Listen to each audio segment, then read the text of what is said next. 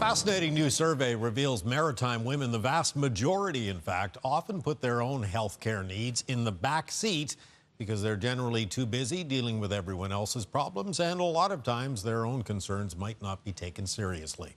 The details came out today in the largest women's health survey ever conducted in the Maritimes. More than 27,000 women participated. Joining us tonight with the details, we're happy to welcome a familiar face, the president and CEO of the IWK Foundation, Jennifer Gillivan. Thanks so much for speaking with us tonight, Jennifer. Really appreciate it. Thank you, Bruce, for covering the story. It's great to be here. You launched this survey just literally a few months ago in June, right? How did you get Actually, almost... in July. In July. Sorry. You got almost 30,000 responses. You were expecting 2,000. How did you get 10 times that number of women to respond? Well, we just asked. We asked the question, and we just asked. We went to women and we said, we just want to hear your health story. And you know, I was dubious. I'm not joking you. July, you know, in the summer months here, and I thought, are we going to be able to get 2,000? Sure. We just put it out there. We didn't make follow-up phone calls. Nothing. We just put it out there, and within 48 hours, we had the first 2,000 responses. And we knew then that we had hit a chord, we had hit something. And then, I mean, we could have kept going. We just did it for a month and probably got 100,000. Yeah. They just kept coming in. So women have spoken loudly and clearly. And some themes you've noted that have emerged here, women describing health journeys marked by, strength, frustration, systemic barriers, a deep desire for change. This wasn't just about them flagging that we need more doctors and you have to shorten wait times.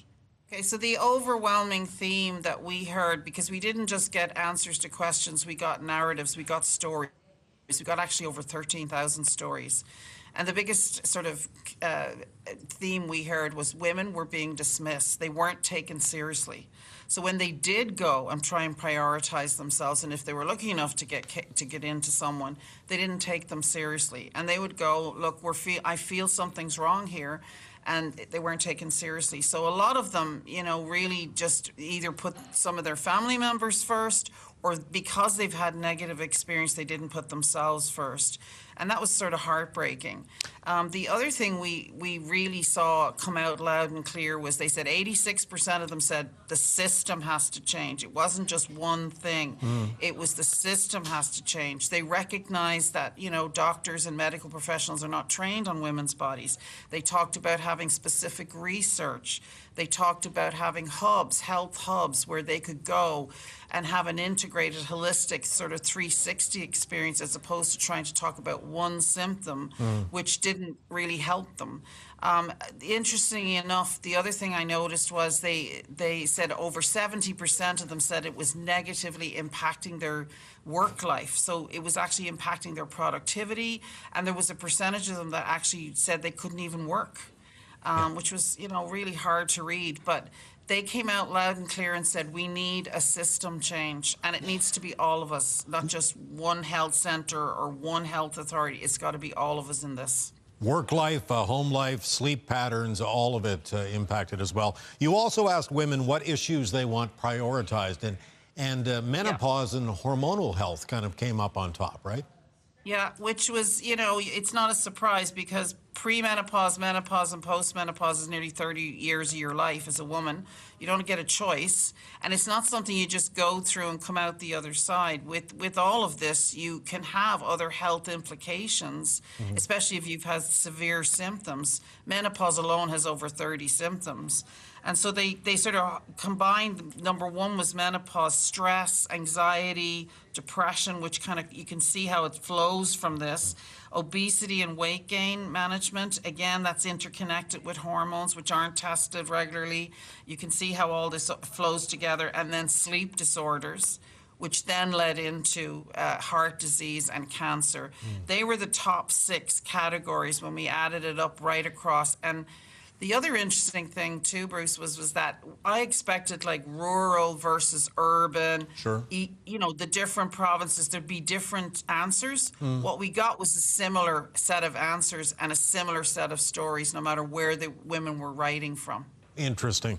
How, you know, you've said this is kind of a roadmap for the future. Yeah. Are you confident that this information will be taken to heart by government? We'll see some changes, or is it report I don't gonna think sit in the government shelf? alone can be the ones to change it. I think it's got to be all of us. And so what we're doing today is we're giving these women a voice, thanks to people like you and media. You're giving their words a platform. We're inviting government, but we're also inviting the private sector and ourselves and everyone to listen, to read this report. It's out there now. It's on our website. Read it. And then when you know what you know, then what are you going to do about it, right? So it's about then what can everyone do to kind of move this forward. And we're encouraging women to speak up. We're encouraging health professionals to speak up. And so what we're saying is, like, we're going to come back, the foundation will come back in a few weeks and say, or months, and say, here's what we can do. But we're only one piece of it. The IWK itself is only one piece of it. So this is about sparking a conversation that's not only here in the region, but it's actually going national. So I would say stay tuned. There's more coming, and we're not letting go of this. And we've made a promise to these women. And I personally will take this on and hope others join me.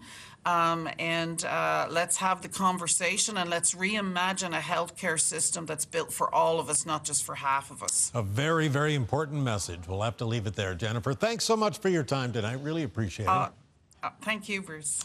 Jennifer Take care. Gillivan, the president and the CEO of the IWK Foundation, which just released the results of a mammoth study on women's health, the largest study ever conducted in the Maritimes, in fact.